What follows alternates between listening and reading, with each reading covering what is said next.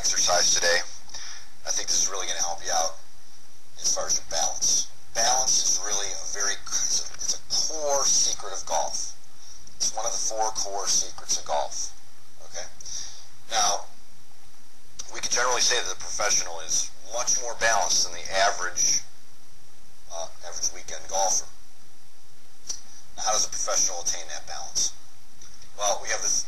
First of all, let's explain this. We have left, right. We have up, down, and we have front and back. Front and back. Okay? Those are the 3 planes that must intersect perfectly at the center of the body. Okay? When those 3 planes are perfectly balanced, we have an excellent chance of pulling off a stable, consistent golf swing. Okay? Now, left-right is kind of easy. Not easy, but generally easy to observe in the professional, because what does the professional do to balance his left and his right? When he steps up to the ball and sets up, you'll notice that you'll watch his feet. He does a little shuffle, right? That's because he's balancing the left and the right, the lower body. And then he does a little waggling, right? A little waggle, right? Because he's balancing the left and the right of the upper body. So he's getting those 2 sides. He's getting those 2 sides balanced below the body or below the center and above the center, or below the horizon line and above the horizon line. Okay. Now the other 2 are kind of what this exercise is going to address. Okay. Now, a lot of amateurs, myself included, we have a little problem with our depth. Sometimes we'll chunk it, hit it fat, right? Or we'll pull up and scull it, hit it thin, shoot it over the green. Okay? And as I mentioned previously in the other video, we have sort of an imaginary string from the ball to the center of our body. The center of our body isn't on the surface of the front of our, like where our belly button is, but it's behind the belly button, okay? It's inside of us, somewhere between these 2 points, okay?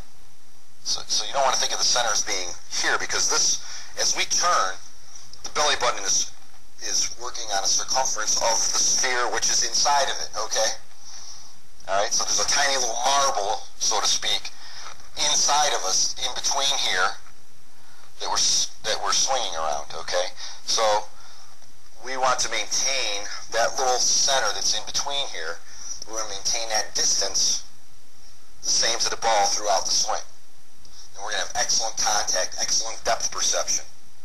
A few years ago, I had an email conversation with a gentleman from Long Island, a club professional from Long Island, and I said this to him. I said, golf is a game of hips and heels, not a game of knees and toes. Okay? Knees and toes we could call skiing, right? Right? Knees and toes. Right? Golf is exactly the opposite. It's a game of hips and heels. Let me explain why. If I'm standing here and I bend over, right? Okay? You notice that as my upper body goes this way, to keep me balanced, my lower body below here has to go this way. Okay?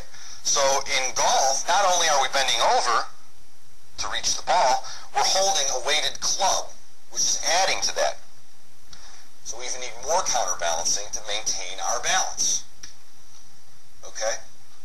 So as I address the ball, you'll see how this has to go back so that I maintain my balance. Now, an excellent exercise to do that is to do what I call the over-the-barrel exercise. Now, when you start out, it's going to look kind of funny, and you may get a chuckle from some of your golfing buddies if you do it in front of them at the practice tee. So you may want to do this at home. It's a good morning stretch. You may want to do this at home before you head out to the club. And when you first start out, I recommend having a little, like a wall right behind you, maybe 4 or 5 inches behind you, so that you can stabilize yourself without falling over too much. Okay. Now, I'm still working on this myself, but what I want you to do is I want you to get on your heels. Okay. And try to, first of all, just try to maintain your balance on your heels. Don't let your toes touch the floor. Can you see that? I don't know if the camera's in view there. Okay? Alright, and then what I want you to do is I want you to bend over from the hips and try to reach as far out as you can without falling over. Okay, and you notice that your weight's going to have to really go back. Ready? That's pretty good. And what I want you to do is I want you to feel this sort of, I call it the over the barrel exercise. I want you to feel like your body is wrapped around a giant barrel. So you want to get this roundness in here. Feel this come up. Okay? Try to get a lot of roundness. I know my shirt's hanging down here, but try to feel a lot of roundness in here. Okay? And just try to stretch. Oh. Do that for a few minutes.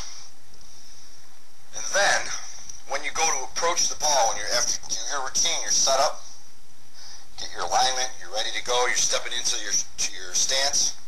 I want you to step in from your heels first, okay, and then forward. Okay, because a lot of people tend to get up to the ball and they want to be on their toes, right? And then they have all this goofiness going on. If we get from our heels first and move into that balance, okay, then when we go to put the club down to the ball, we can just do a slight little bend in the knees. Just a little bit of bend. Maintains the stability, keeps them on this level so they're not all over the place, okay? So we step into the ball and then just a little bend of the knees, and now we're totally stable. There's a certain misconception out there because, you know, a lot of instruction material will say that you want to be able to draw a line straight down through your shoulder, through your knees, and through the balls of your feet. That may in fact be true from an observation, okay, standpoint. But from a feel standpoint, you don't want to have the feeling of being on the balls of your feet because you get all like this, okay? You want to have the feeling of that you're working from your heels forward, okay? Now, yes, they are physically lined up, but you have this feeling that you are counterbalancing your bend over to the ball.